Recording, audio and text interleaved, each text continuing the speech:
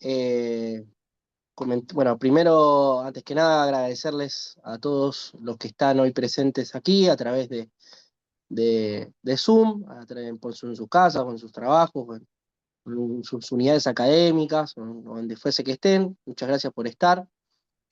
Vamos a iniciar este segundo ciclo del año del Instituto de Derecho Público y Ciencia Política del Colegio de Abogados de la Ciudad de Rosario.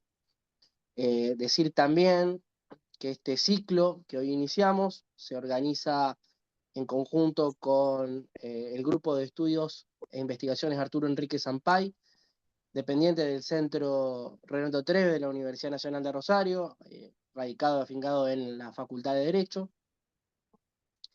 Eh, el título del ciclo, bueno, un poco eh, denota cuál va a ser el recorrido que vamos a hacer durante 5 encuentros virtuales y después un encuentro final, una jornada presencial que va a ser en el Colegio de Abogados.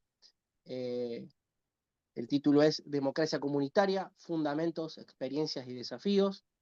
Un poco la idea es, bueno, desentrañar qué es esto de la democracia comunitaria. Estamos acostumbrados a escuchar muchas veces esto de la democracia formal, la democracia sustancial, de la democracia como la mejor forma, ¿no?, de gobierno que existe, ¿no?, en términos abstractos, desde la teoría política, la filosofía política. Eh, bueno, tenemos sin lugar a dudas un sinnúmero de acepciones de la democracia, o este sintagma que lo vincula con lo formal o lo sustancial.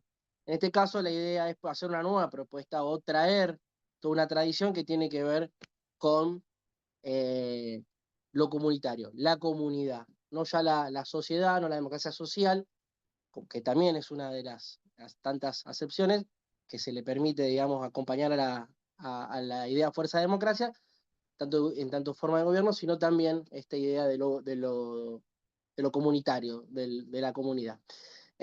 Vamos a tener hoy, vamos a tener a Matías Rodas. Matías también ha participado en otras instancias.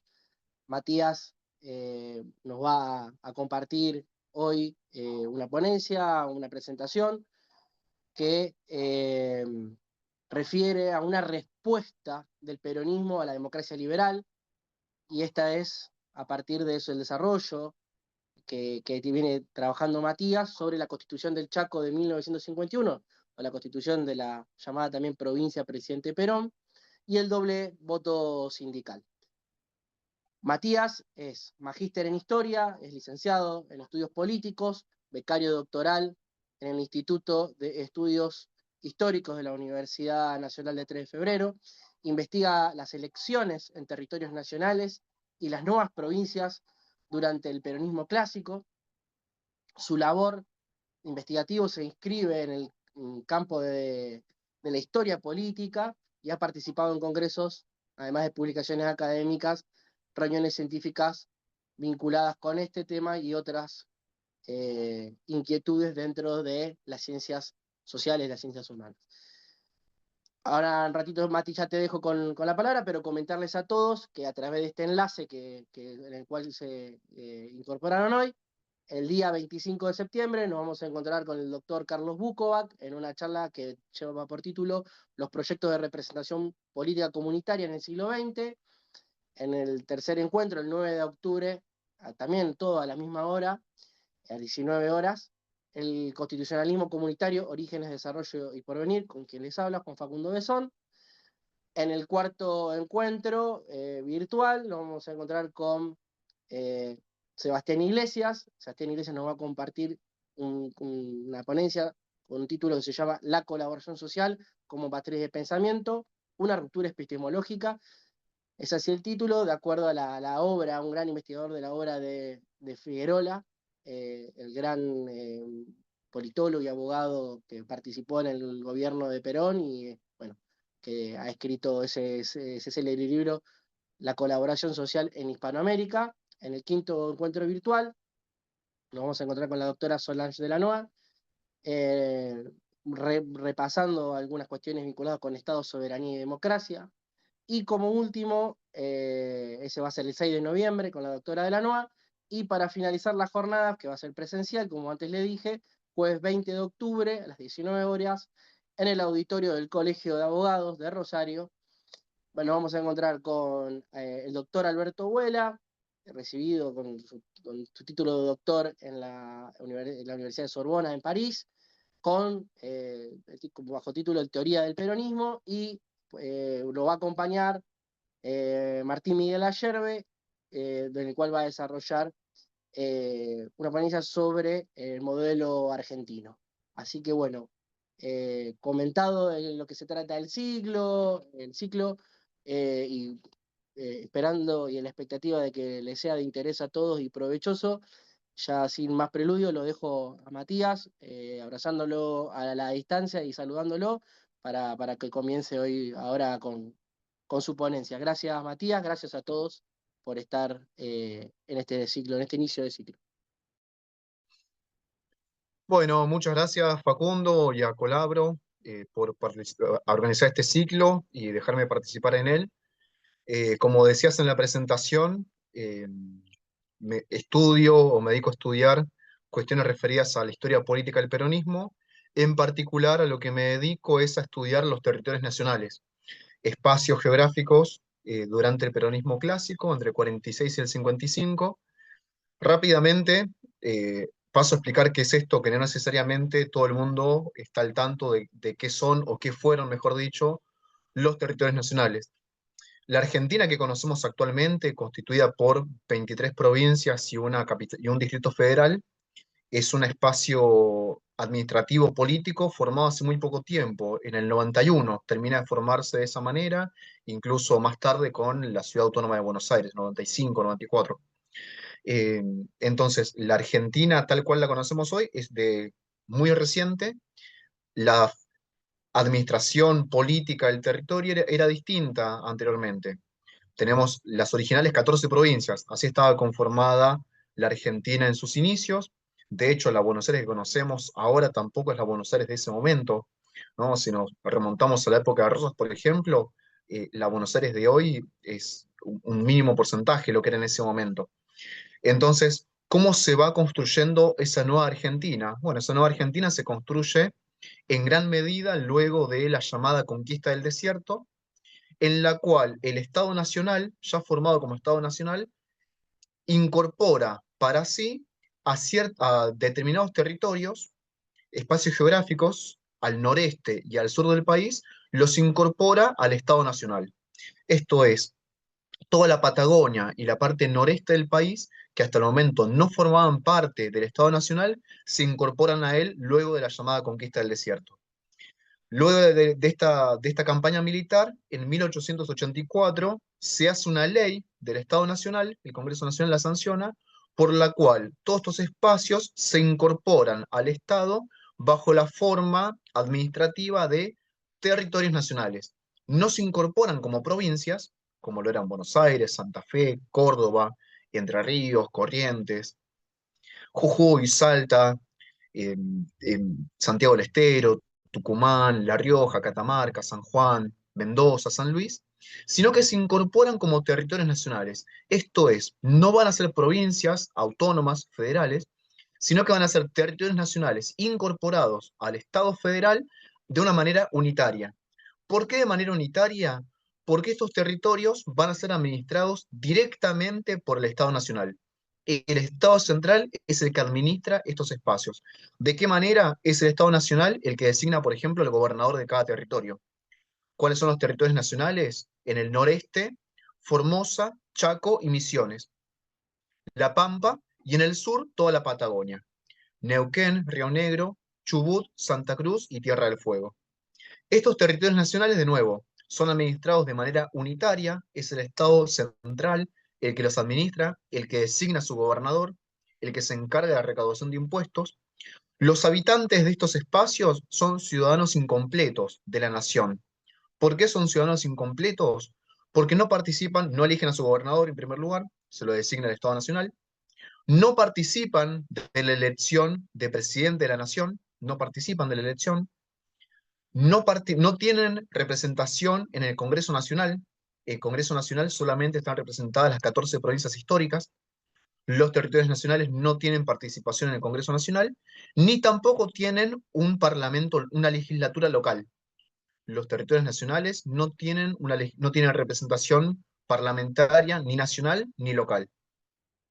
Son ciudadanos incompletos. La única participación política que tienen los territorios nacionales son las elecciones locales, municipales, en las ciudades de más de 1000 habitantes. Por eso son considerados ciudadanos incompletos. ¿Cuál es el argumento detrás de esta incorporación de manera unitaria al Estado Nacional? El argumento es, si durante todo el siglo XIX, lo que hoy llamamos Argentina, estuvo signada por las luchas civiles, unitarios y federales, sobre todo, para evitar ese conflicto nuevamente en estos espacios nuevos, estos espacios gráficos que se incorporaron recientemente al Estado Nacional, lo que hay que evitar es la política. Hay que evitar las pasiones políticas. Entonces se incorporan como espacios tutelados al territorio nacional, al Estado Nacional, y de esa manera van dando sus primeros pasos en política, votando solamente en las ciudades de más de 1000 habitantes. Ese es el argumento. Entonces, los territorios nacionales incorporados de manera unitaria al Estado Nacional es una situación transitoria. Es mientras se preparan cívicamente para incorporarse al concierto nacional, van a ser espacios tutelados por el Estado. Van a ser ciudadanos incompletos sus habitantes. Pero es algo momentáneo.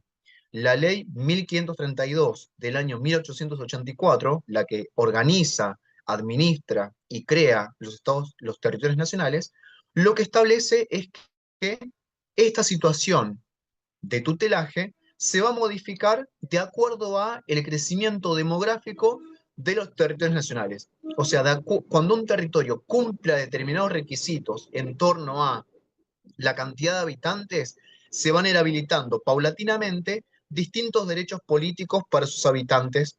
Por ejemplo, cuando un territorio nacional cumpla el requisito de 30.000 habitantes, indica la ley de 1884, cuando cumple ese requisito, ese territorio nacional va a poder tener una legislatura local. Sus habitantes van a poder elegir una legislatura local.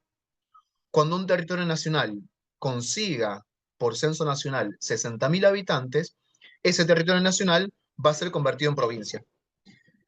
Entonces, de nuevo, es una situación momentánea, es transitoria, son espacios, se los llama espacios en ciernes, provincias en ciernes, momentáneamente tienen esta administración tutelada, y el requisito es simplemente demográfico. Recordemos que son espacios que anteriormente estaban administrados por lo que en la época llamaba los indios, territorios a los que el Estado Nacional consideraba desiertos, por eso se pone el requisito demográfico.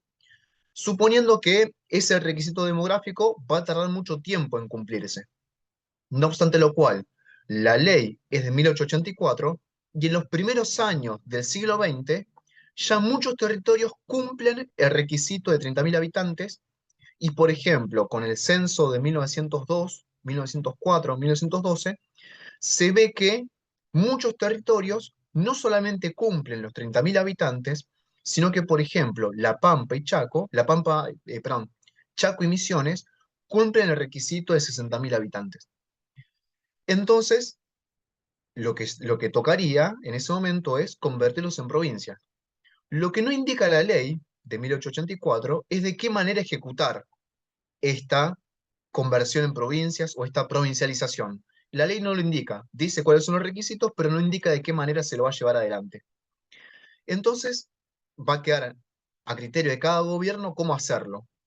Lo que va a pasar durante toda la primera mitad del siglo XX es que los distintos gobiernos no se animan a dar ese paso de convertir en provincias a los territorios nacionales. ¿Por qué no se animan? Porque sería convulsionar por completo la vida política nacional. ¿En qué sentido? En que tenemos 10 territorios nacionales.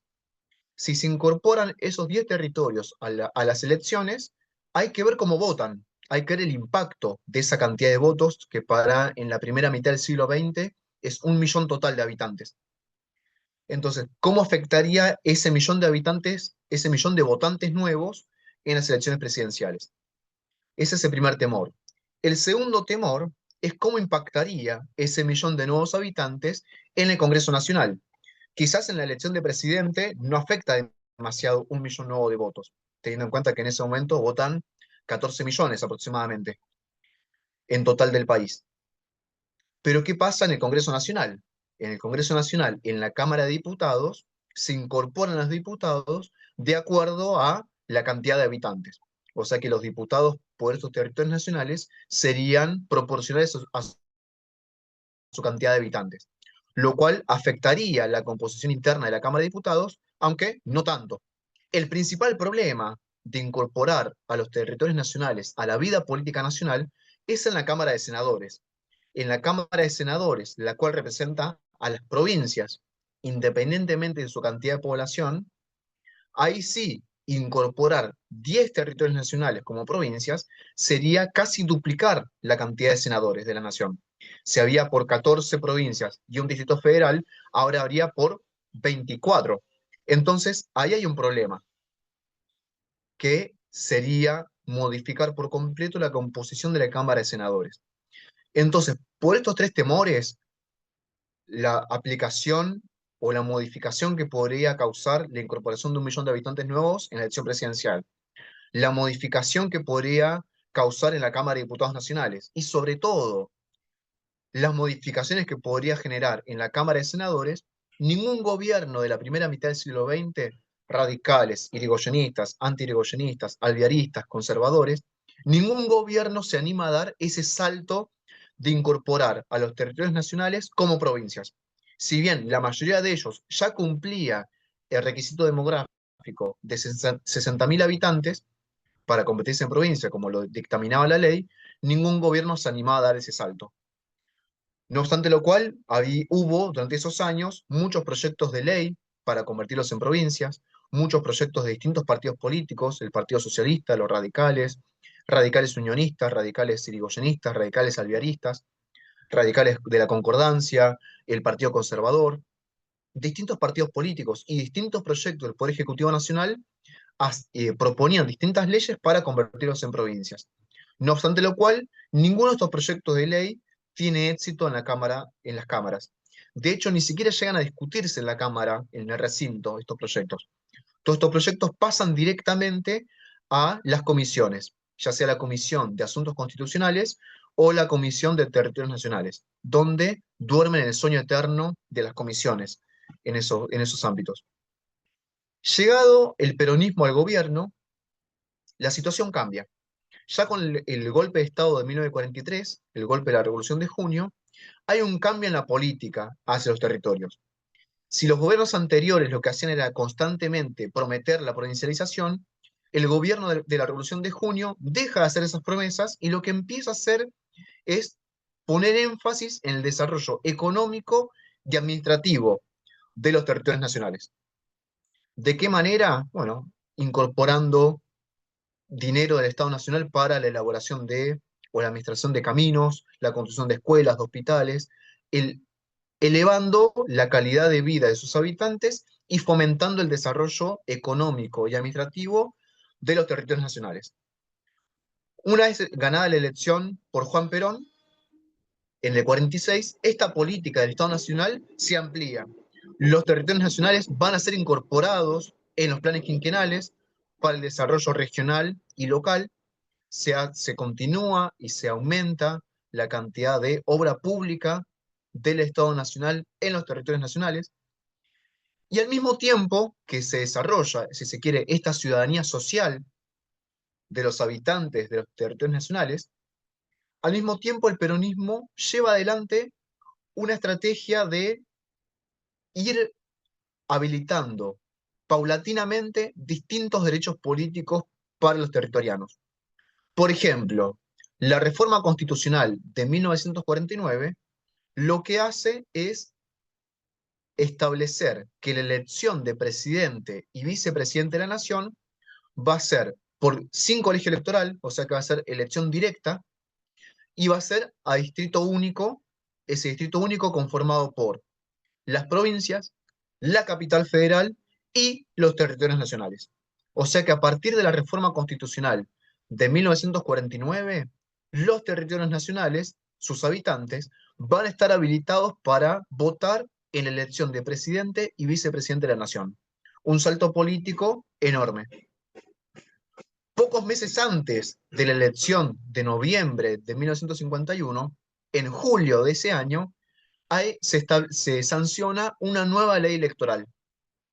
Esa ley electoral, respecto a los territorios nacionales, también significa un avance, porque a partir de esa ley se crea la figura del delegado parlamentario.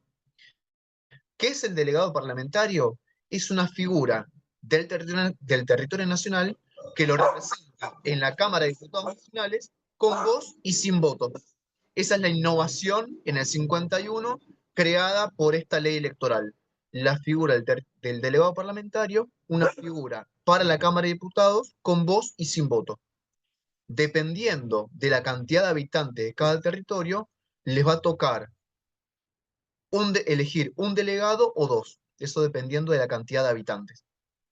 Entonces, en esa elección de noviembre de 1951, los territorios nacionales pasan a poder votar en la elección de presidente y vicepresidente de la nación por primera vez en su historia, y también por primera vez en su historia van a poder elegir y participar en la elección del Poder Legislativo Nacional.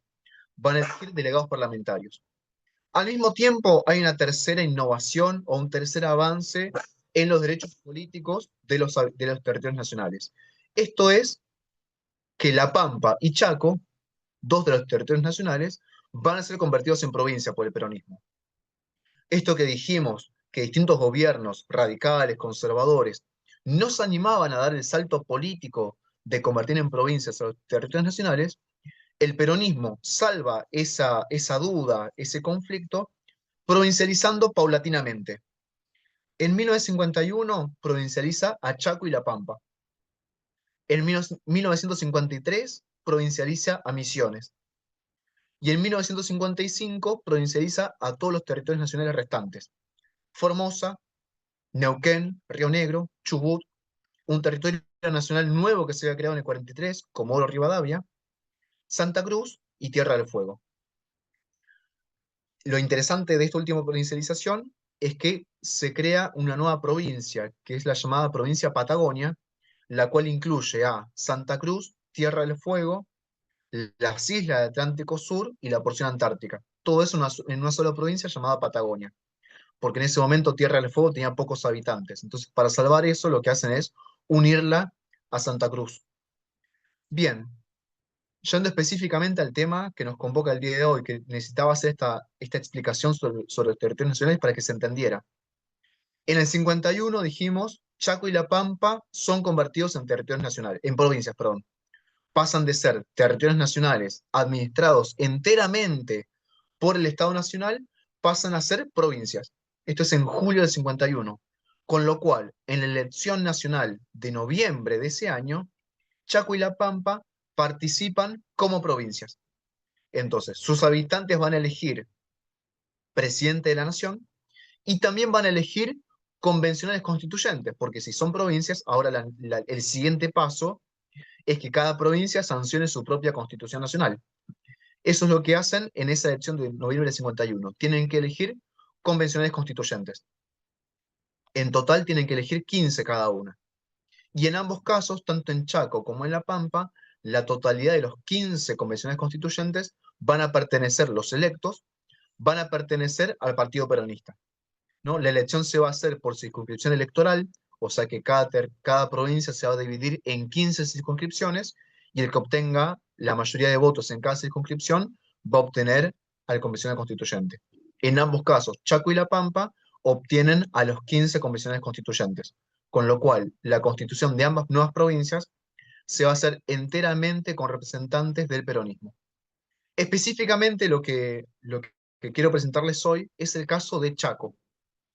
Dijimos, noviembre del 51, eligen presidente y vicepresidente de la nación, la fórmula Perón-Quijano en Chaco obtiene el 82% de los votos, es el lugar de Argentina con más cantidad de votos hacia la fórmula del oficialismo, y obtiene, como dijimos antes, la totalidad de los convencionales constituyentes. Los 15 convencionales van a pertenecer al partido oficialista, al peronismo.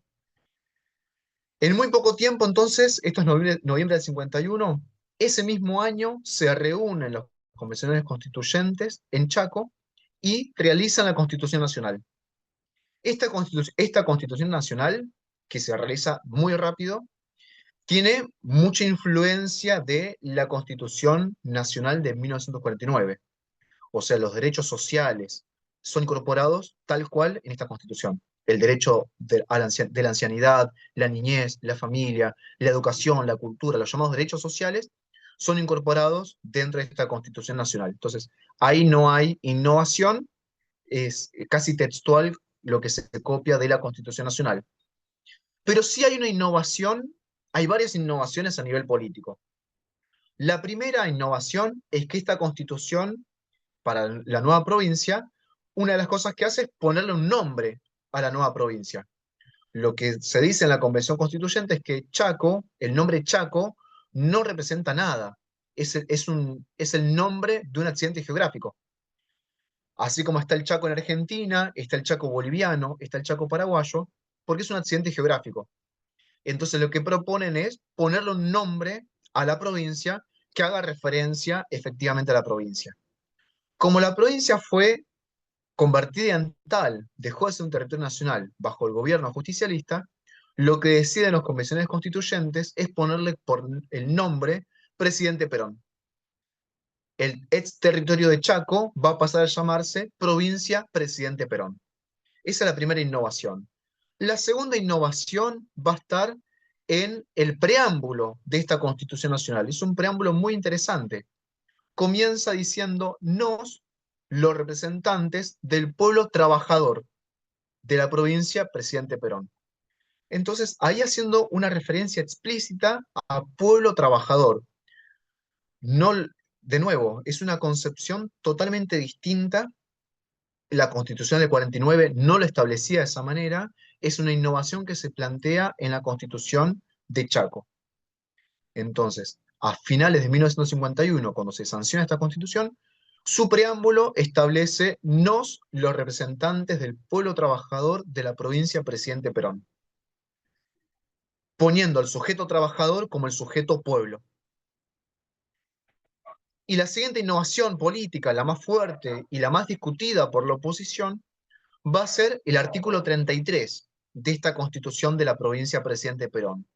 ¿Qué es lo que va a establecer este artículo 33? Lo que va a decir es cómo va a ser la composición del poder legislativo local.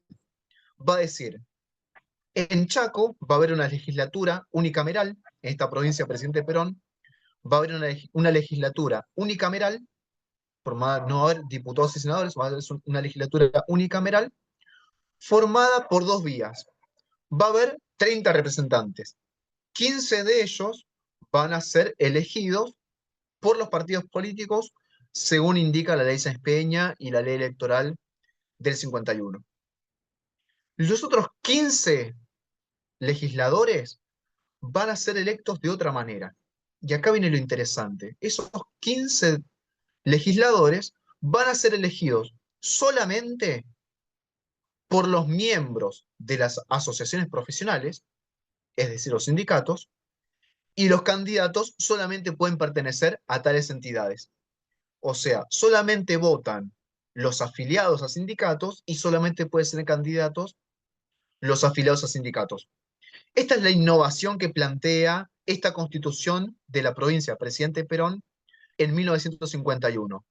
Una legislatura unicameral donde hay dos vías para la representación: la vía democrático-liberal, vía los partidos políticos, y una vía totalmente innovadora en Argentina y de hecho en gran medida en el mundo, que es una representación de otro tipo, una representación económica vía los sindicatos. Entonces, 15 legisladores electos por los partidos políticos, 15 legisladores elegidos vía los sindicatos, votados solamente por los afiliados sindicales, y los candidatos solamente pueden ser también afiliados a los sindicatos. Esta es la innovación que plantea la Constitución de la provincia de Presidente Perón en 1951. Por eso es lo que planteaba el título de esta exposición: una respuesta del peronismo a la democracia liberal, ¿no? Porque qué es lo que dice el liberalismo en cuanto a la representación política? Lo que nos dice, incluso en la Constitución actual, es que el pueblo no elige ni delibera, sino es a través de sus representantes políticos, los cuales se canalizan vía los partidos políticos. ¿Qué es lo que se hace en esta constitución de presidente Perón en 1951? Es esa línea partidocrático liberal burguesa se deja de lado y se establece otra línea de representación política, no vía los partidos políticos, sino vía los sindicatos. Acá es muy interesante esta propuesta porque, de nuevo, es un camino alternativo a la democracia liberal. Hay algunos antecedentes para esto en distintos lugares del mundo.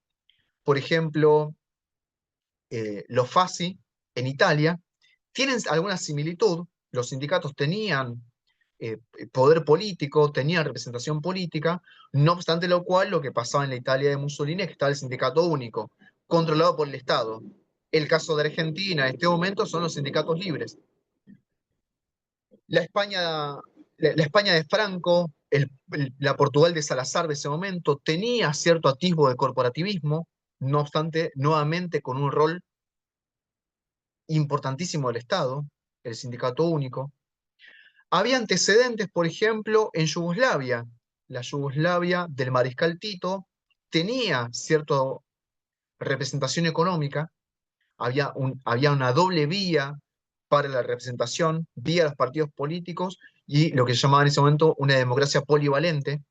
Hay un politólogo yugoslavo que es el asesor de Tito, que hace un libro donde habla de esta representación polivalente, por un lado los partidos políticos, por otro lado las asociaciones profesionales, los sindicatos. De hecho, lo que se menciona es que esta experiencia yugoslava es en la que se basa el peronismo para hacer esta innovación en Chaco. Incluso hubo una delegación yugoslava que llegó a Argentina pocos meses antes y que se reunió aparentemente con los convencionales constituyentes para comentarles en qué consistía esta innovación política en Yugoslavia.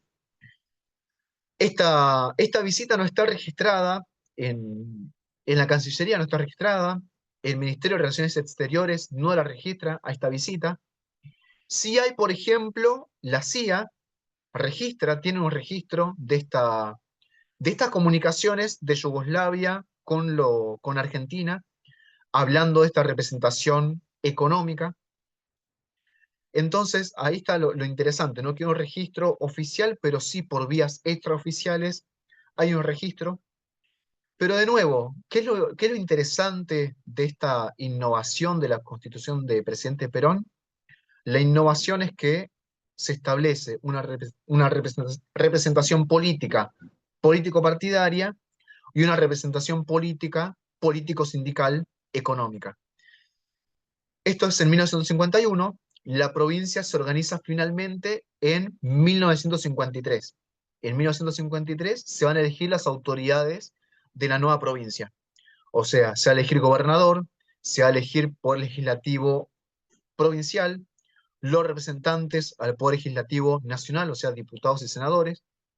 Esto va a ser en 1953 y se va a estrenar por primera vez este modelo nuevo, que se va a conocer como el doble voto, porque acá viene lo interesante que es, los ciudadanos se van a dividir en dos, el ciudadano como hasta el momento, el que vota vía los partidos políticos, y los afiliados sindicales tienen un doble voto, porque votan como ciudadanos y votan también como afiliados sindicales. Entonces, votan dos veces.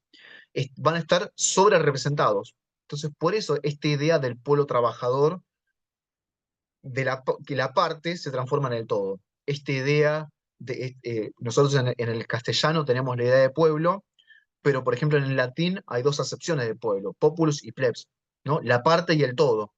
En este sentido, el peronismo, y específicamente en esta constitución de la provincia del presidente Perón, la parte se transforma en el todo, ¿no? La plebs se transforma en el populus. En 1953 se llama elecciones provinciales y se produce por primera vez las elecciones de este tipo, con el doble voto. En esta elección, por ejemplo, todos los partidos políticos a nivel provincial y a nivel nacional se alzan su voz, son críticos de este modelo, al que caracterizan como corporativista, al que caracterizan como fascista. Todos los partidos políticos van a estar en contra de esta medida política. Incluso va a haber distintos proyectos a nivel nacional para intervenir la provincia, para cancelar esta constitución. Va a haber llamados sobre todo el radicalismo, a evitar, a abstenerse electoralmente, no obstante lo cual, el radicalismo va a participar de las elecciones. En estas elecciones del 53, para autoridades provinciales, el peronismo gana la elección para gobernador, el peronismo gana la elección para diputados y senadores nacionales, y también gana en la elección para legisladores locales, los 15 por los partidos políticos y los 15 por las entidades profesionales, en donde participa en esa elección local, participan el peronismo, el radicalismo y el Partido Comunista. Finalmente, el radicalismo se baja de la elección, no va a participar, y participan solamente en la elección local el peronismo y el Partido Comunista, ¿no? En donde el peronismo obtiene todas las bancas en juego, las 30 totales, tanto por los partidos políticos como los 15 por los sindicatos. Entonces, de nuevo, es interesante porque cada mesa electoral tiene dos urnas, una urna para los ciudadanos como hasta el momento, y para los ciudadanos políticos, y otra urna para los ciudadanos sindicales, dos cuartos oscuros, ¿no? Entonces todo se duplica, y de nuevo, los afiliados sindicales votan dos veces, una vez como ciudadanos y una vez como afiliados sindicales. Es un sistema, de nuevo, que va a ser muy criticado por la oposición, en donde esta innovación va a ser catalogada como un indicio de fascismo, esta idea que había en el 45, 46 de peronismo como fascismo en el Río de la Plata, va a ser reeditada en el Congreso Nacional. Distintos legisladores tildan nuevamente al peronismo como fascismo. No obstante lo cual, en la provincia del presidente Perón, esta esta fórmula nueva, esta nueva forma de política va a ser apoyada por el electorado, tanto los ciudadanos como los afiliados sindicales, en donde el peronismo obtiene porcentajes de votos cercanos al 80%. Esto va a ser en 1953, en donde la provincia llama a elecciones y se establecen las autoridades provinciales. Como fue en el 53, tiene que unirse estos mandatos, tanto provinciales como nacionales, con los mandatos nacionales. Entonces, por eso, en las elecciones nacionales de 1954, la provincia nuevamente llama a elecciones para unir, para coordinar los tiempos electorales provinciales con los nacionales. En la elección nacional del 54, para renovar autoridades legislativas en el 55 y para elegir vicepresidente de la nación, presidente Perón, la nueva provincia, nuevamente participa en las elecciones. Se elige a vicepresidente de la nación, la fórmula Tesser es la que resulta triunfadora, nuevamente con cerca del 80% de los votos en Chaco. Nuevamente se llama elecciones para renovación legislativa nacional, o sea, se elige para renovar diputados y senadores, y se renuevan las autoridades legislativas provinciales. Esta legislatura provincial se va a renovar, la mitad de esas legislaturas se renueva. En esta elección del 54, nuevamente el doble voto sindical, nuevamente dos urnas, dos cuartos oscuros, un voto para los ciudadanos, un doble voto para los afiliados sindicales que votan como ciudadanos y votan como afiliados sindicales. Entonces, esto es lo que va a tener interesante esta innovación política del peronismo, una innovación muy criticada, y que cuando se sucede el golpe de Estado del 55, al mismo tiempo que la Constitución Nacional del 49 va a ser derogada y reemplazada por la Constitución de 1853, la Constitución de la provincia de Presidente Perón va a ser anulada, el nombre de Presidente Perón va a ser eliminado, vuelve a llamarse Chaco, y en el 57 se va a llamar a elecciones de convenciones constituyentes provinciales para sancionar una nueva constitución en la cual esta constitución de 1951 no va a ser tenida en cuenta como antecedente y el peronismo, por la proscripción, no va a tener participación en esta elección del 57 para convenciones constituyentes. Entonces, ese año 57 se sanciona la nueva constitución de la provincia, en donde ninguna de las modificaciones que hayan estado durante el peronismo se mantienen, ni siquiera hay participación del Partido Peronista en esta elección. Entonces, esto es lo que quería presentarles hoy. Quizás sea más interesante las preguntas que puedan hacer sobre este modelo sindical. Por eso, si les parece, dejo abierto para las preguntas, comentarios que quieran realizar. Matías, muchísimas gracias por tu exposición, clarísimo. Además, dejaste bien en claro los puntos esenciales, digamos, que caracterizaban a este sistema de doble voto, como bien lo marcaste, que viene un poco a innovar, ¿no? Con la forma de representaciones, no solamente digamos, en la Argentina, sino también digamos, yo lo veo como abogado y un docente de derecho político, siempre lo marco, ¿no? Esto de decir que vino a proponer un sistema de doble voto, pero que justamente estaba más allá de las designaciones por parte de ciertos sectores como corporativista o como corporativista autoritario, digamos, las bases filosóficas se establecían bajo otros preceptos, que muy bien lo dejaste establecido. Pero bueno, me gustaría, sumándome a tu propuesta de que se pueda abrir el micrófono, por supuesto ordenadamente, con alguna pregunta o por supuesto también la posibilidad de algún tipo de comentario y algún tipo de contribución a esto, que nada más y nada menos se trata, ¿no? de poder dialogar con lo que Matías nos compartió. Alguien que quiera, alguien que venga a romper el hielo.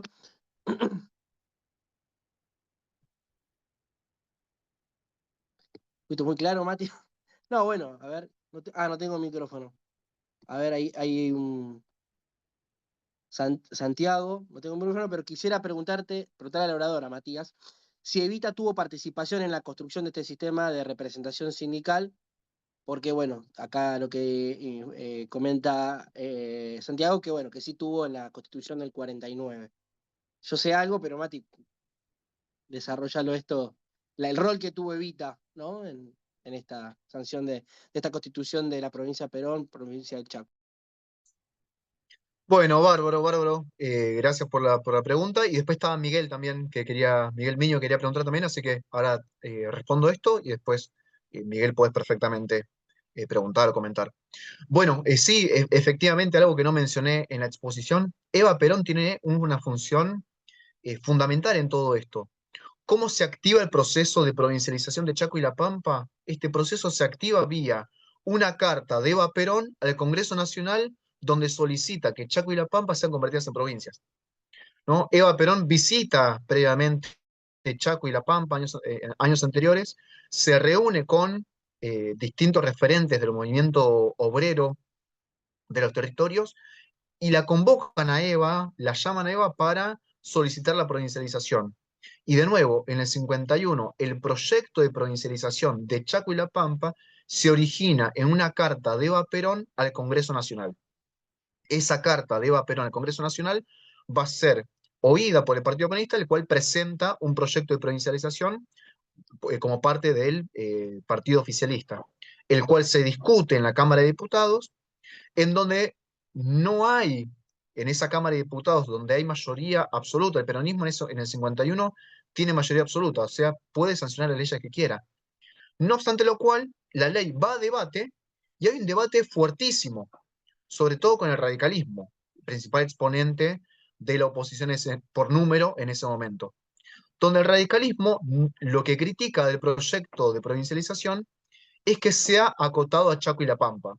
Dicen, ¿por qué solamente provincializan Chaco y La Pampa si hay otros territorios que también cumplen el requisito de 60.000 habitantes? Misiones, Río Negro, Neuquén cumplen, Chubut cumplen el requisito de 60.000 habitantes. ¿Por qué no provincializarlos? Misiones incluso tiene más habitantes que La Pampa. ¿Por qué no provincializarlos? Esa es la queja que tiene el radicalismo y es con lo que tiene que debatir el peronismo. Ahí tiene respuestas muy interesantes el peronismo.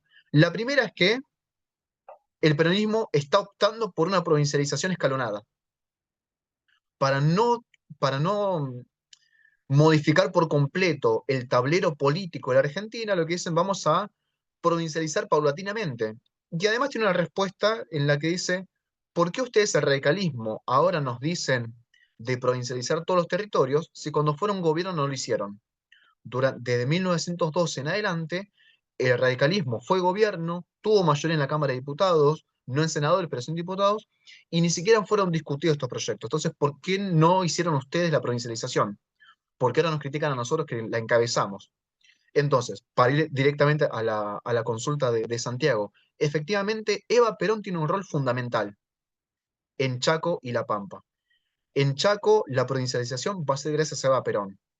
Esta constitución, tildada por la oposición como corporativista, efectivamente Eva tiene un rol fundamental en esto, ¿no? Eva como cabeza del Partido Peronista Femenino y también como nexo fundamental de la CGT, ¿no? Entonces, este nuevo poder que va a tener el movimiento obrero organizado va a tener una pata fundamental en Eva Perón.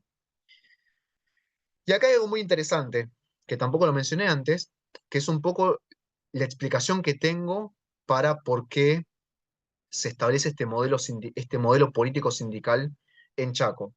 ¿Cuál fue hasta el momento la explicación? Bueno, la explicación hasta el momento de por qué en Chaco se impuso desde arriba. El peronismo con Subiza, el principal exponente, va a ser Perón, Subiza, va a ser quienes impongan este modelo político en Chaco.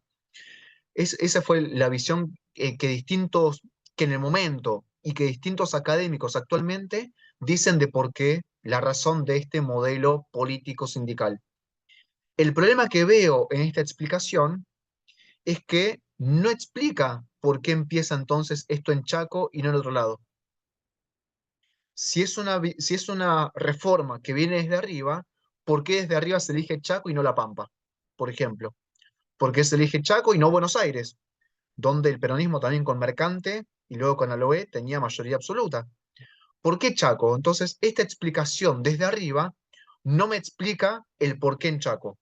Lo que veo de por qué en Chaco es porque también el movimiento obrero organizado de Chaco, que responde al peronismo, tiene una fuerte influencia de Eva Perón y una fuerte idea en esta división. Acordémonos que el peronismo en este momento no está estructurado como un partido político a la manera liberal, está estructurado como un movimiento político, un movimiento que dentro de sí incluye partido político, pero también incluye ramas, las ramas del movimiento peronista, que es la rama política masculina, la rama política femenina y la rama sindical.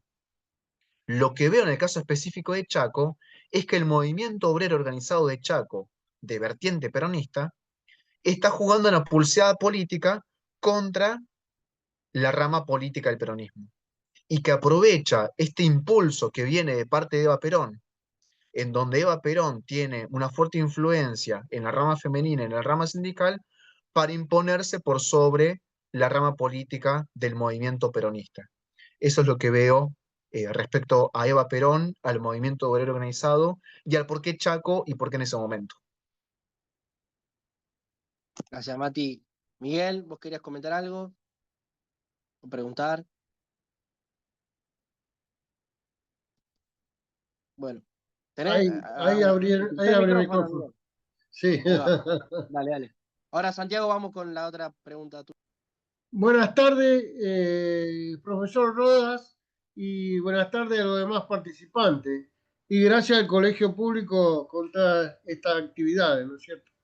Eh, Profesor, no tuve tiempo de googlear, pero uno de los mayores ideólogos, no sé si se puede decir, o artífices de la Constitución del 49, Arturo Sampay, que no sé si era profesional, bueno, y qué bárbaro ahí que teníamos muchos artículos que defendía también al, al ciudadano común, respecto, especialmente respecto de la ecología y todas esas cosas. Y qué casualidad en el tiempo que la reforma de la Constitución se hace últimamente en el año 1994, ¿no es cierto? No sé si era una inquietud o un comentario, pero quería saber eso de Arturo Sampay. Gracias, ¿eh? Vamos, Miguel. Bueno, bárbaro, sí. Lo que pasa con Sampaio, sí, la figura preponderante, la figura por excelencia de esa constitución del 49, pero para este momento, en 1951, ya Sampaio se le pasó su cuarto de hora, ¿no? Para ese momento Sampaio, Mercante y todo el mercantismo ya no están en la cúspide del peronismo, con lo cual Sampaio ya no tiene influencia en este momento, no tiene participación, de hecho, es más que participación, es perseguido Sampaio, Sampaio, Mercante y todo el mercantismo ya no tienen lugar en esta arquitectura política, con lo cual no tiene participación. Lo que me interesó durante mucho tiempo rastrear es si Sampaio tuvo comentarios hacia esta constitución de Chaco, no lo encontré. Sí, por ejemplo, otro constitucionalista que también tuvo mucha importancia en el 49, Pablo Ramela, él sí tiene distintas observaciones al respecto. Pablo Ramela, sobre todo, hablando del federalismo. Entonces, ahí sí, de Sampaio no tengo, me hubiera interesado en encontrar, no logré rastrear comentarios suyos hacia la constitución de Chaco, del presidente Perón del 51, pero sería algo para seguir buscando. Hasta el momento no encontré referencias. Y de nuevo un poco unido a lo que comentaba antes Facundo, este tema de la Constitución del 49, sobre todo la del 51, de Chaco, presidente Perón, no es un tema que esté demasiado estudiado.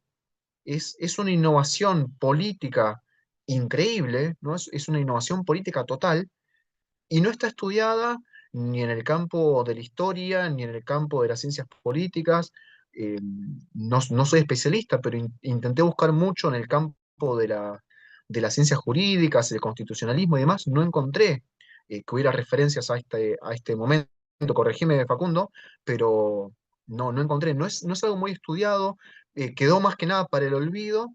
No obstante lo cual, tiene un lugar totalmente novedoso para el movimiento obrero organizado. El movimiento, de hecho, también Alberto Vuela, que va a cerrar este ciclo, como nos comentaba Facundo, también tiene comentarios desde la filosofía sobre esta constitución, y lo que nos va a decir es que el movimiento obrero, con esta constitución de Chaco del 51, no solamente va a ser un sujeto más, sino que va a ser el sujeto que va a llevar adelante la política, ¿no? Va a ser el sujeto político por excelencia, tal cual lo que plantea el peronismo. El peronismo plantea que es el pueblo trabajador, el, que, el actor por excelencia. Entonces, lo que veo en esta constitución de presidente Perón de 1951 es una concreción práctica, es una llevada a la práctica de lo que se decía en la teoría en la comunidad organizada. Este discurso de Perón, convertido en libro en 1949, un mes antes de sancionar la Constitución Nacional, ¿qué decía Perón en la comunidad organizada? ¿No? Dice, el justicialismo no es ni liberal, en donde el Estado está por encima el Estado crea una sociedad civil que es una invención del liberalismo, donde la sociedad es un cúmulo, una suma de individuos atomizados, donde no hay un intermedio entre individuo y Estado. Dice, el justicialismo no es eso. Y el justicialismo tampoco es lo que plantea el socialismo, donde todo es Estado, donde tampoco hay un intermediario entre el individuo y el Estado, porque todo es Estado. Lo que nos dice Perón en Comunidad Organizada es que en ambos sistemas, en el sistema liberal y en el sistema socialista, el individuo está totalmente subsumido, ya sea por el capital o ya sea por el Estado.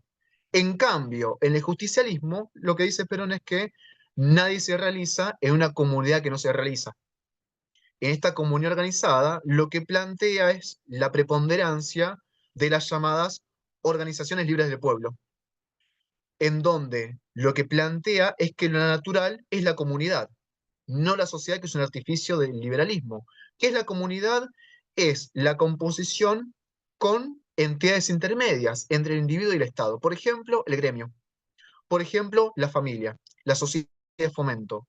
Entonces, efectivamente, la Constitución de Chaco, presidente Perón, de 1951, me parece, o lo que sostengo, es llevar a la práctica a esta idea teórica de la comunidad organizada. Porque uno de los componentes de esa comunidad organizada, la rama sindical, va a ser llevada a la representación política, ¿no? Entonces me parece que va por ese lado, es la explicación que le encuentro a por qué Chaco, por qué en ese momento y qué significa para el peronismo esta apuesta o esta respuesta a la democracia liberal. Lo que le plantea esta constitución de presidente Perón es otra forma de política, una democracia en donde son las organizaciones libres del pueblo las que van a tener la representación política. En un primer momento, el movimiento obrero, y después está planteado por qué no seguir avanzando con las otras organizaciones libres del pueblo. Entonces, esa me parece que es la propuesta que tiene el peronismo con esta constitución de Chaco, que de nuevo tuvo una existencia de 4 años, del 51 al 54, efectivamente se puso en práctica en el 53, con lo cual la vida política de esta innovación fue de 2 años, del 53 al 55. Mati, buenísimo. Abonando algunas cuestiones que venías comentando eh, sobre la Constitución del Chaco, resaltar la figura de Felipe Gallardo, ¿no? Que fue primer gobernador elegido por el voto por sufragio, que había tenido una participación previamente en el radicalismo, pero que además había tenido un gran derrotero en el sindicalismo, y que fue también, junto con Eva, uno de los impulsores. Y también resaltar, por ejemplo, vos antes he hablado de aquellas figuras de la Yugoslavia del titoísmo, Djorkaević o Takel Russell, que eran también, bueno, un gran politólogo, que muy bien hablabas del sistema polivalente, ¿no? De la representación polivalente. Eh, Eso es interesante, digo, poder por lo menos nombrarlos, con todo lo que después también significó en términos filosóficos, constitucionales, esa constitución del Chaco del 51, porque cuando fue la reforma del 49, se hace una llamada, eh, una convocatoria a docentes de la Universidad de Buenos Aires, de la Facultad de Derecho, en la cual participaron más de 30 docentes de todo el arco, digamos, ideológico, y en el cual también participaron, no sé, de docentes como, por ejemplo, de los que recuerde, bueno, los hermanos Llambías, Joaquín Llambías, que fue el que llevó adelante también el anteproyecto de reforma del Código Civil. Eh, por ejemplo, Seliman Silva, Aber Cobo, por eso estoy diciendo, de las diferentes arcos de la, bueno, Cosio, Carlos Cosio, también fue el creador de la teoría ideológica del derecho. Bueno, muchos cuando les consultaban en la encuesta a estos docentes, ¿no? Este llamado, esta encuesta por la reforma constitucional, cuando se le interrogó sobre la cuestión de la representación, bueno, por la amplia mayoría seguía sosteniendo, ¿no?, el sistema de representación demoliberal, ¿no? Muchos docentes de derecho venían con ese cuadernito bien definido de la democracia formal, ¿no? Pero muchos otros pretendían o eh, querían abordar la representación en términos corporativos, pero ahí hubo muchas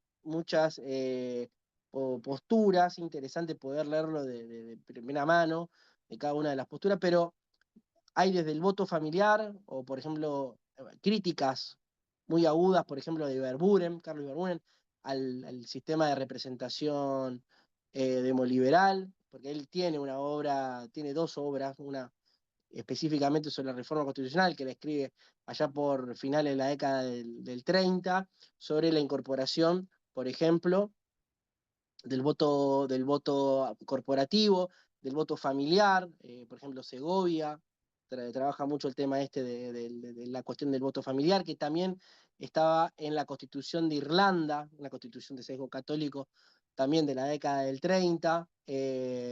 Bueno, había toda una efervescencia, una ebullición, por lo menos en el campo de las ideas, del derecho constitucional, del derecho político, en el cual Legón, por ejemplo, Faustino Legón, otro que recuerdo, había toda una idea de que el sistema de representación liberal claramente estaba en franca crisis, en franca decadencia, y que esto no venía solamente de la década del 40, sino que venía de la década del 30, de la década del 20, sobre todo de la década del 30, con la irrupción eh, en este caso de Uriburu, en la década del 30, viene toda una oleada también de un sector nacionalista que empieza justamente a criticar, ¿no? Lectores de Marras y de algunos otros, eh, de algunas otras fuentes que ponían, por supuesto, en la escena de la crítica al Estado liberal de derecho, ¿no? Entonces, en este margen, digamos, yo creo que venía, esto que vos decís, Mati, que termina dando una síntesis, por lo menos en la Constitución del Chaco, con la incorporación del sistema de doble voto, en esta idea, ¿no? Donde el peronismo, además de poner en escena la idea de la comunidad organizada, la idea fuerza también de la organización libre del pueblo, diferente, por ejemplo, la organización de la sociedad civil, que venía esto con esta idea, o las fuerzas vivas, que eran meros parteneres, digamos, de intermedios, que en verdad no tenían la influencia que sí tenían estas organizaciones, que son orgánicas y naturales de la comunidad, que concurren con el Estado y concurren con el gobierno, ¿no? Como dice también la verdad número 19 del peronismo, esa síntesis, esos apotegmas, que claramente, ¿no? Es un gobierno descentralizado, un Estado centralizado y un pueblo libre, ¿no? Eso yo creo que fue también llevado adelante eh, por esta reforma del Chaco, que claramente, ¿no?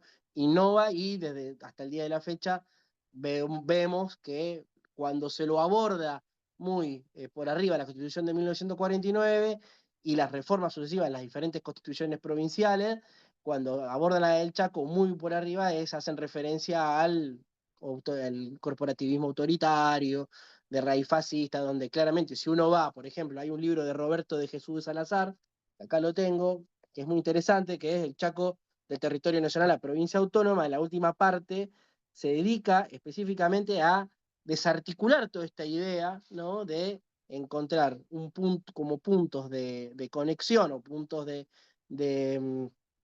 de emparentamiento al proceso que se dio en el Chaco con el proceso italiano, con el proceso corporativista italiano, donde el Estado claramente era el que definía y decidía cómo iban a ser los márgenes de participación de este tipo de corporaciones, sobre todo sindicatos o gremiales. Así que bueno, nada, eso, un comentario, pero ahí en el chat hay unos otros comentarios de Santiago.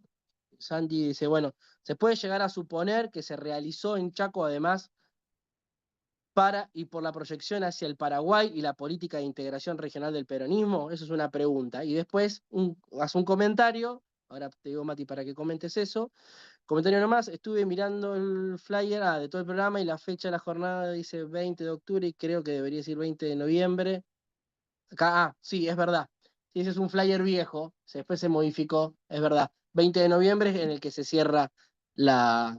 la después fue modificado. Así que bueno, ¿qué le iba a decir? 20 de noviembre el último encuentro presencial. Pero Mati, respondele acá al compañero que dice, bueno, te repito la pregunta acá de Santiago. Dice, ¿se puede llegar a suponer que se realizó en Chaco, además, para y por la proyección hacia el Paraguay y la política de integración regional del peronismo?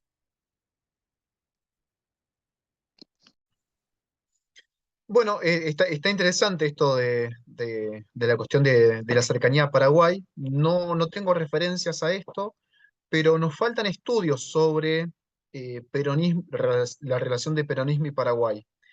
Hay estudios sobre la relación de Argentina y Brasil en ese momento, hay estudios sobre la relación de Argentina y Chile en ese momento, la relación de Argentina y Uruguay. Hay poco sobre Argentina y Paraguay en ese momento. Es un campo abierto para estudiarlo a esto. Al igual que también la cuestión con Bolivia, también hay poco estudio sobre Argentina y Bolivia en esos años. Hay muchos sobre, por ejemplo, durante los años de la Revolución de Junio, con esta acusación de Estados Unidos de que la Revolución de Junio se amplió hacia Bolivia, con la Revolución de los Coroneles en Bolivia, pero después en los años del peronismo clásico hay poco estudio sobre la relación de Argentina y Bolivia, Argentina y Paraguay. Es un campo interesante para abordar esto. Sobre todo teniendo estos trabajos, por ejemplo, los de Rana Rein, donde nos habla de los muchachos árabes peronistas, los muchachos japoneses peronistas. ¿No? Eso me parece una invitación para estudiar también esto de qué pasa eh, en, en el vecindario. Pero para ser más claro, no tengo referencias a lo que pasa con Paraguay y si hay influencia en esto. Quizás podría ser, pues se lo podría pensar de esa manera. No tengo ninguna referencia como para dar una respuesta por sí o por no en este momento. Bueno, no, Mati, gracias. Después Julián pregunta, ¿en ese momento existía el proceso de juicio político? Y de ser así, ¿había diferencia en el tratamiento de los representantes elegidos por ambas vías? Estimo que se refiere a si estaba establecido el procedimiento de juicio político en la Constitución del Chaco y si, cómo era el tratamiento para los legisladores designados o elegidos por sufragio, ya sea cualquiera de las dos vías, cómo era el tratamiento en el caso de que exista. No sé si se entiende la pregunta, Bien, Mati. sí, Sí, sí, sí, se entiende, lo tengo presente, no es algo que, a ver, de la Constitución de Chaco lo que me interesó fue específicamente este artículo 33. Tengo la referencia de que había una cuestión también del juicio político, tanto en la Constitución de Chaco como en la de La Pampa, que La Pampa va a pasar a llamarse Providencia Eva Perón. Eh, Hay una cuestión, no lo tengo, a ver si lo puedo buscar rápido en la compu. Hay una cuestión del juicio político, también va a ser llevado adelante por los representantes sindicales. Hay también una cuestión importante, de nuevo, no fue el centro de lo que investigué. Sé que está presente, sé que hay una cuestión importante para los representantes sindicales, no lo tengo exacto. Y ahora, a ver si lo encuentro en la compu ahora rápido, te doy la respuesta exacta. Está presente y también es una innovación la cuestión del juicio político. No lo tengo presente porque no es el tema que me dediqué a investigar, pero ahora en todo caso lo busco y se lo puedo pasar a quien hizo la consulta, porque de sí, nuevo, es una innovación tanto en Chaco como en La Pampa, el tema del juicio político. Así que si te parece, Facundo, lo puedo buscar, dale, te lo envío a esto, o no sé, dale. o puedes dejar un mail, el compañero que hizo la consulta y lo envío ahí Sí, directamente. sí, sí, el compañero, yo justamente estoy ahora abriendo vos sabés que es interesante la pregunta, porque la verdad que nunca me detuve a ver cómo se regulaba el juicio político. O sea, todos sabemos que ahora el juicio político está incorporado.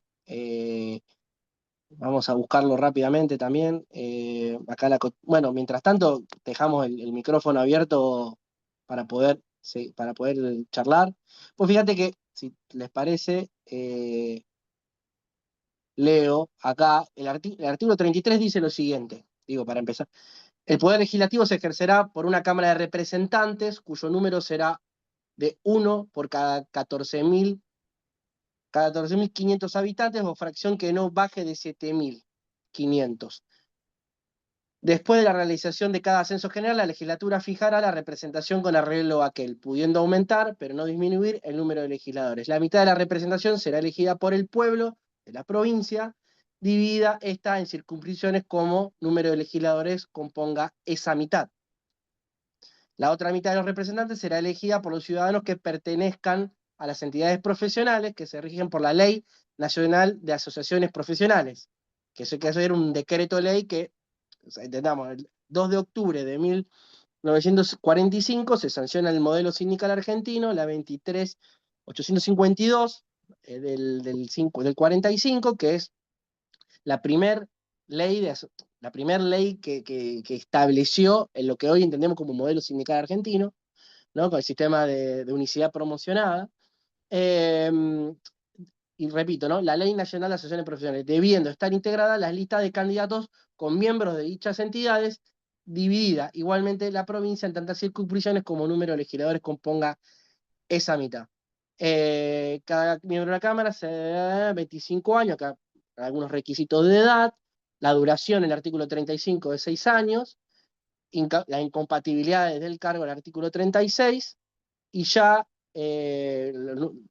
bueno, la presidencia la va a desarrollar el vicegobernador, artículo 37, artículo 38, la Cámara de Representantes se reunirá automáticamente en la sesión todos los años, bueno, la periodicidad y la duración, las sesiones, las decisiones, las sesiones serán públicas, artículo 42, la Cámara es el único juez de las faltas cometidas dentro y fuera del recinto contra el orden de sus sesiones, la Cámara es juez en las elecciones, habrá un reglamento, los miembros de la Cámara no podrán ser acusados o interrogados judicialmente, artículo 46.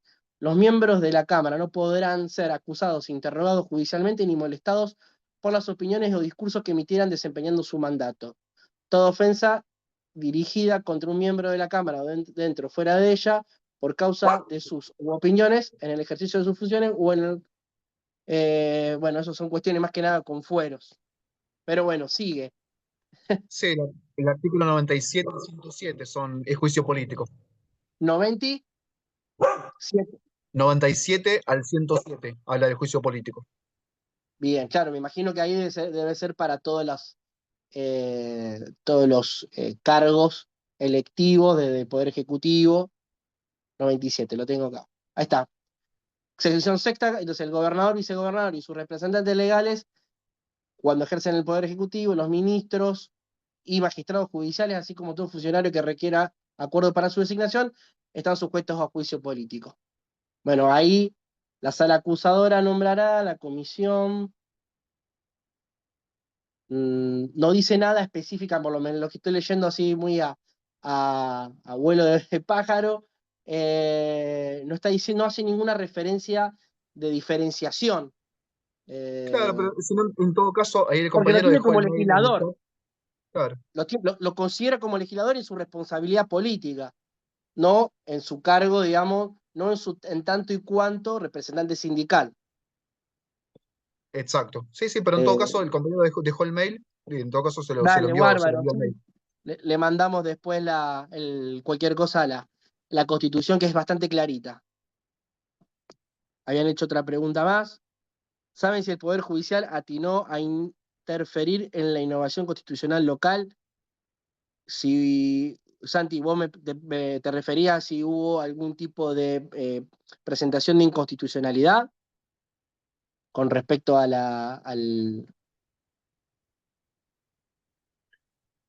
o Si, sea, si fuera, de si fuera irrespeto a eso, la Constitución Nacional, digamos. No, por lo menos que yo tenga en el radar, no ha habido ninguna presentación en términos de constitucionalidad ante la Corte, en este caso la Corte Suprema como competencia originaria para definir cuestiones vinculadas en este caso con la provincia, ¿no? A ver, si uno rastrea las constituciones que fueron reformadas al calor de la Constitución del 49, muchas de ellas receptan particularidades que hacen a la impronta o a la identidad provincial. Por ejemplo, la Constitución de Mendoza, que había sido reformada en el 48, pero después se reforma nuevamente en el 49, hace referencia a cuestiones vinculadas con el agua. Y si uno va, por ejemplo, a la Constitución del 49, no hace una exposición desarrollada sobre cuestiones vinculadas con el agua. Sí, sobre los recursos y demás, pero no específicamente sobre el agua, que sí la hace la Constitución, por ejemplo, de Mendoza. Yo creo que es en eso.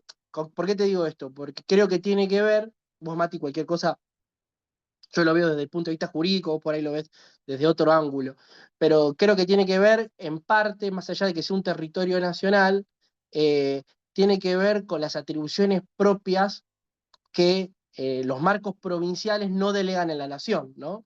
Que si bien tiene que respetar la división de funciones, esa división de funciones al interior de cada una de las provincias no debe respetar no, o sea, puede ser o bicameral, por ejemplo, en este caso estamos hablando del poder legislativo, no tiene por qué ser una o la otra.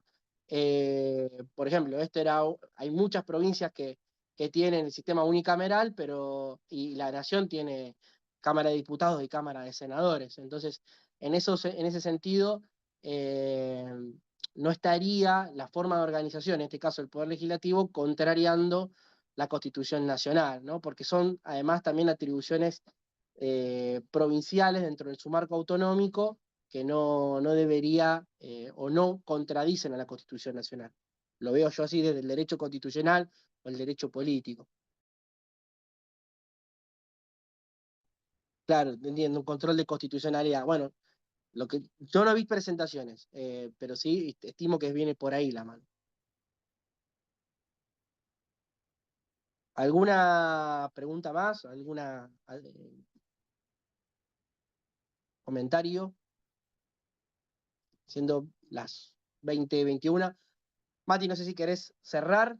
Estuvo sumamente interesante, cortito, pero re interesante. Y gracias a vos, Santiago, por la participación. Bueno, sí, muchas gracias por el espacio, gracias por las preguntas y la compartida posterior, que es lo más interesante siempre.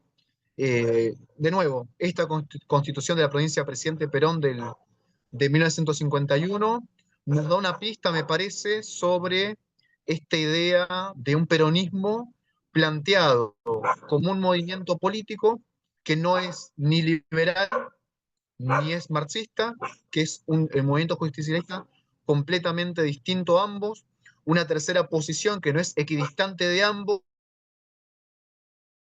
sino superador de ambos. Entonces, de nuevo, intenta o pone en práctica la idea de comunidad organizada, de plantear a la sociedad como un invento del liberalismo y volver nuevamente a la idea de comunidad propia de las sociedades naturales. Y de nuevo, darle a este movimiento sindical, que tiene muchísimo poder político, darle también la representación política. Por eso me parece lo interesante que tiene, y quizás también esa es la explicación de por qué se lo estudió tan poco, ¿no? Al ser un movimiento tan de avanzada, de poner el poder político en manos de una de las entidades naturales del pueblo, quizás ahí está la explicación de por qué no se lo estudia o se lo menciona solamente como esta imposición que viene desde arriba, este fascismo de Río de la Plata, que de nuevo es una lectura tanto desde la academia como una lectura dentro de los partidos políticos. Entonces quizás ahí está la clave explicativa de esto. Tal cual, Mati. Suscribo. Bueno, nada, gracias, muchas gracias por participar. Sabemos que estás con muchas ocupaciones y te agradecemos, Mati, por haberte tomado el tiempo y formar parte de este ciclo y que iniciamos hoy. Reitero, el 20 de noviembre que se cierra en la ciudad de Rosario, Colegio de Abogados, este ciclo y bueno, vamos a continuar dentro de 15 días con el doctor Bukovac, bueno, que va a hablar va a seguir con esta línea que hoy marcó Matías.